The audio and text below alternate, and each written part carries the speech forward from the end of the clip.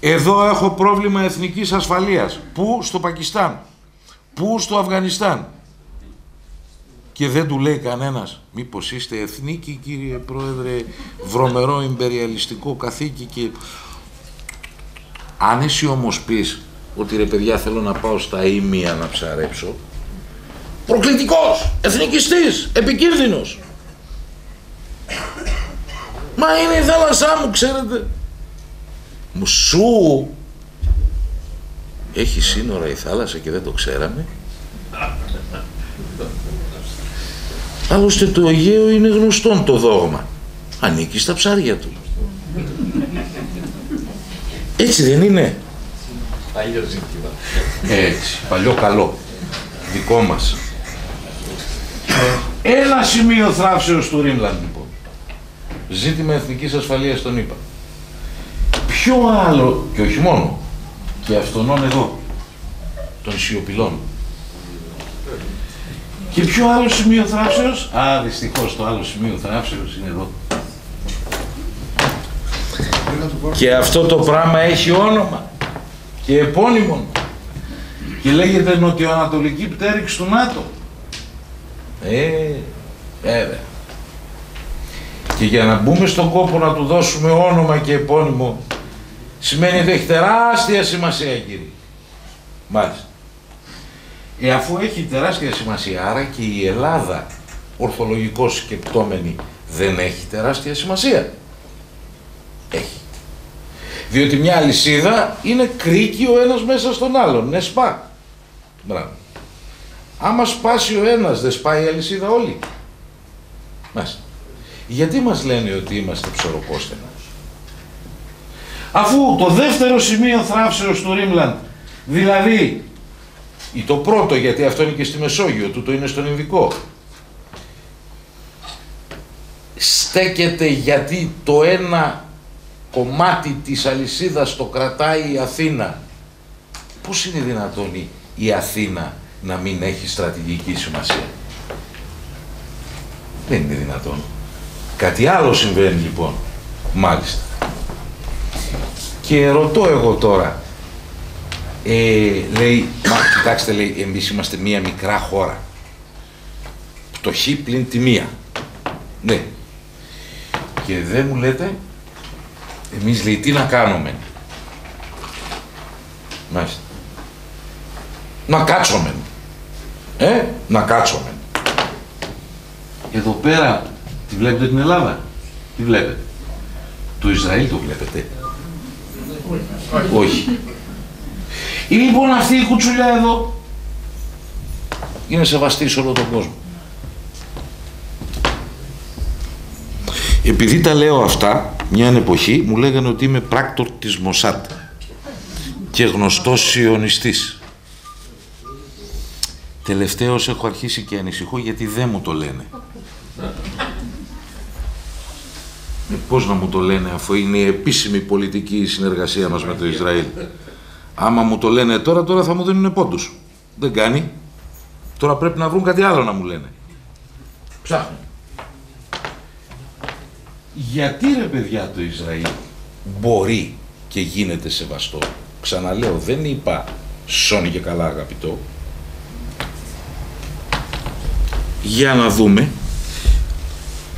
Απάντησης. Μα αυτοί έχουν από πίσω τους Αμερικάνους. Ερώτησης δεύτερη. Προφανώς έχουν τους Αμερικανούς από πίσω τους, διότι όντες ο περιούσιος λαός του Θεού, ο Θεός τους εκκληροδότησε τους Αμερικανούς. Μπράβο, η απάντηση ελήφθη δια του γέλωτος. Α, δεν είναι αυτό δηλαδή. Δεν είναι ότι ο Θεός τους εκκληροδότησε τους Αμερικανούς. Τότε τι είναι? Σας πούμε τι είναι? Δεν νομίζω ότι είναι και μυστικό. Είναι ένας λαός ο οποίος έχει κουλτούρα ασφάλειας. Είναι ένας λαός ο οποίος λέει, κοίταξε, με κυνηγούσαν και με έσφαζαν επί σειρά, επί εκατονταετηρίδων, έτσι, γιατί? Γιατί ήμουν ανέστιος λαός. και ως ανέστιος λαός με παρουσίαζε ο καθένας ως παράσιτο που χώνεται μέσα στην επιδερμίδα των άλλων υγιών λαών και τους ρουφάει το αίμα. Διότι αν προσέξετε οι Ναζί ποιους κυνήγησαν? Τους Ρωμά και τους Εβραίους. Ποιο είναι το κοινό του σημείο? Δεν είχαν εστία, δεν είχαν πατρίδα. Κάποια στιγμή λοιπόν αντιλαμβάνονται, ήδη ο Θεόδωρος Χέρτσλ πολύ πιο νωρίς τους είχε πει, παιδιά, πρέπει να αποκτήσουμε πατρίδα, έχει σημασία. Ξέρετε τι έκανε τότε ο διεθνής κατεστημένος εβραϊσμός?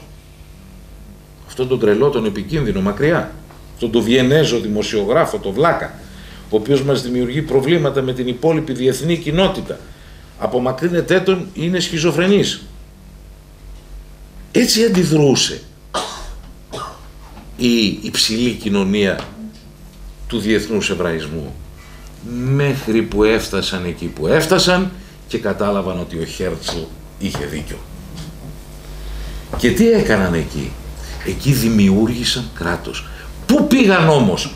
Όταν ο Ρούσβελτ μίλησε με τον Φεϊζάλ αμέσως μετά τη λήξη του Δευτέρου Παγκοσμίου Πολέμου, του λέει του Φεϊζάλ, μάλιστα ο Φεϊζάλ υπάρχει ένα πολύ ωραίο ντοκιμαντέρ το οποίο το είδα, μου έκανε φοβερή εντύπωση, ανεβαίνει στο θωρηκτό το αμερικανικό μαζί με καμιά 20 γυναίκες και καμιά 40 κατσίκες και τους σωματοφύλακες του. Τις κατσίκες τις ήθελε γιατί έπρεπε να πίνει κατσικίσιο γάλα, σαν καλός πιστός που ήταν. Λοιπόν, τις γυναίκες για ευνοητούς λόγους και είχε και τους φύλακες του εκεί. Κάθισαν λοιπόν, ο Ρούσβελτ από εδώ, αυτός από εκεί, λέει, πρέπει να δώσουμε, λέει, κάτι και στους Εβραίους οι οποίοι καημένοι, του δώσουμε, λέει, τη Μαδαγασκάρη. Λέει, πού θα πάνε στη Μαδαγασκάρη? Γιατί λέει, μια χαρά όπως είναι, λέει, και νεράκι αυτά και δεν θέλουν. Τους δώσουμε, λέει, την Κεντρική Αφρική. Μα ούτε εκεί έχουν καμία σχέση.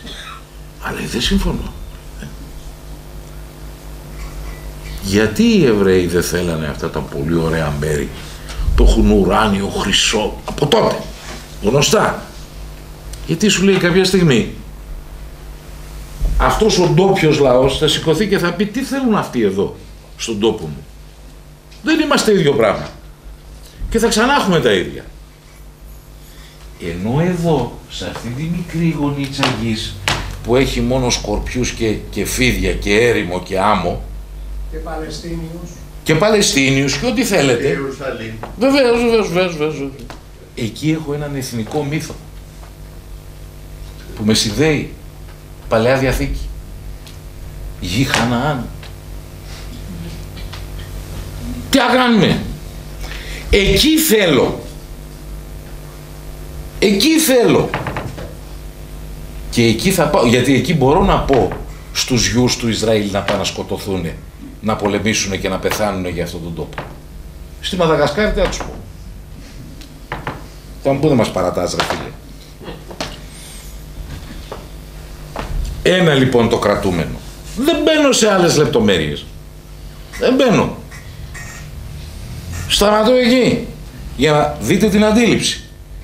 Θέλω λοιπόν τη γη που με συνδέει ένας εθνικός μύθος, μια παράδοση. Αυτήν μπορώ να ζητήσω από το λαό μου να υπερασπίσει. Δεν μπορώ να υπερασπίσω ούτε την Κεντροαφρικανική Ένωση, ούτε τη Μαδαγασκάρη. 1, 2, οι παραδόσεις μου, η γλώσσα μου, η ιστορία μου και η θρησκεία μου, έστω και αν είμαι άθεος. Οι πλέον διάσημοι άθεοι, έτσι, που διαμόρφωσαν τη διεθνή συνείδηση των 20ου αιώνα ήταν Εβραίοι. Ένα άγνωστο αλλά απλό παράδειγμα σας πω, γιατί τα γνωστά τα ξέρετε. Ανρί Κουριέλ, ο ιδρυτής του Αιγυπτιακού Κομμουνιστικού Κόμματος. Έτσι. Πιο πάνω δεν έχει, πεθαίνεις. Λοιπόν, τι συμβαίνει εδώ?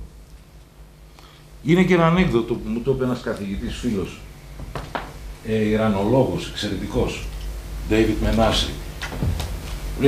Κάποτε λέει βούλιαξε ένα καράβι και κάποιοι επιβάτες γλίτωσαν, ένας επιβάτης γλίτωσε, συγγνώμη, και κολυμπώντας έφτασε σε ένα κοραλιογενές νησάκι, λέει, εκεί στον Ειρηνικό, και κάθε βράδυ άναβε μια φωτιά στην παραλία, μπας και τον βρήκα να καράβι, τώρα να τον σώσει. Κάποια στιγμή τον είδαν όντως, κατέβασα τη Σωσίβια Λέμβο, φτάνουν στο νησάκι και του λέει ο καπετάνιος, πώς σε λένε? Λέει Ισαάκ Λεβί. Α, λέει, Εβραίος είστε? Λέει ναι. Είστε μόνος στο νησί? Λέει ναι.